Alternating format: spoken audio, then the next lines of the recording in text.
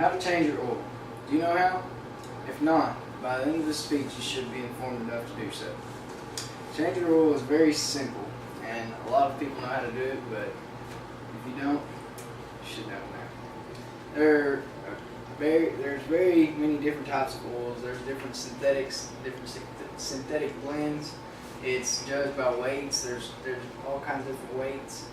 A lot of people like to change their oil every 3,000 miles. That's most of the time what's required, but depends on what kind of oil you buy. Some oils can last up to 10,000 miles and still protect your vehicle the way that they're supposed to.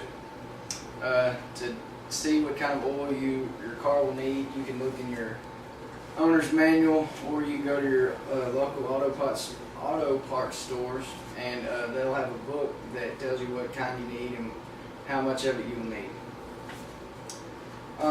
Changing your oil by yourself is very cost effective. You can spend half as much as you do by going and getting it done somewhere else rather than doing it yourself. You can.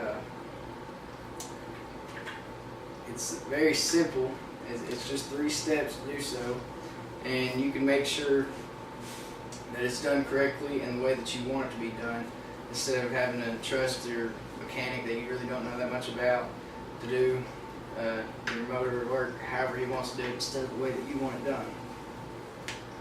When you're changing your oil, if your car is not, if it doesn't sit up high enough, you may have to get some ramps to drive your car up on, or a jack if needed, to where you can get up under your car and go to work. I looked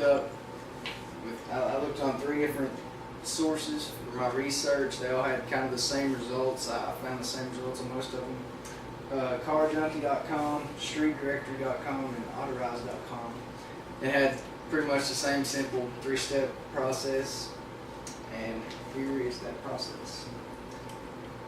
Okay, this 3-step process includes preparing your tools, getting the right tools that you need, and everything, and then draining your oil and replacing your oil filter, and placing the new oil in your vehicle.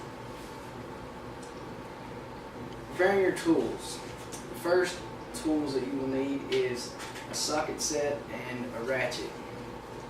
This will be used to take your oil plug out, your drain nut, your bolt, whatever you like to call it. And the next tool needed will be an oil drain pan. That's to catch all the oil that drips out of your vehicle. Next will be an oil filter wrench to take off your oil filter. Draining your oil and replacing your oil filter. First thing you'll need to do in this process is position your oil drain pan to where it will catch all the oil that comes out of your vehicle to where it's not spilling on the ground and causing a big mess. The next step is to remove your drain bolt where all of your oil that's in your vehicle will fall into the drain pan, and you won't have to worry about your oil anymore. Next will be taking off your oil filter with your oil filter wrench, and then cleaning where it just came off of and placing on your new oil filter by hand, not with the wrench, so you don't tighten it too much and bust your O-rings. Next step will be placing your new oil in your vehicle. This step is probably the easiest of the 3. You simply open your hood, open your oil cap, and pour your new oil in there, however much is required for your vehicle, in your owner's manual.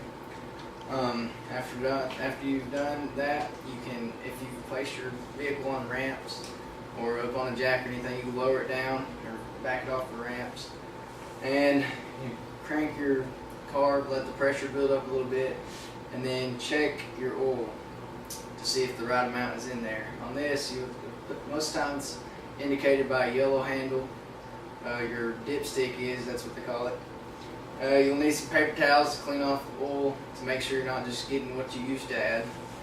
You clean off your oil, dip it back in there, and check it back out, and there should be some dots on there to show you how much you have.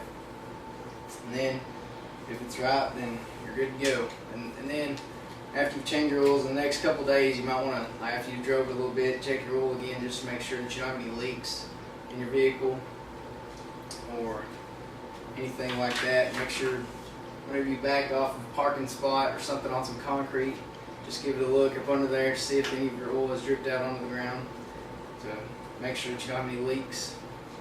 And maintaining your vehicle is very important. If you don't do so, your vehicle won't last you very long, and changing your motor oil will be one of the most important processes for maintaining your vehicle.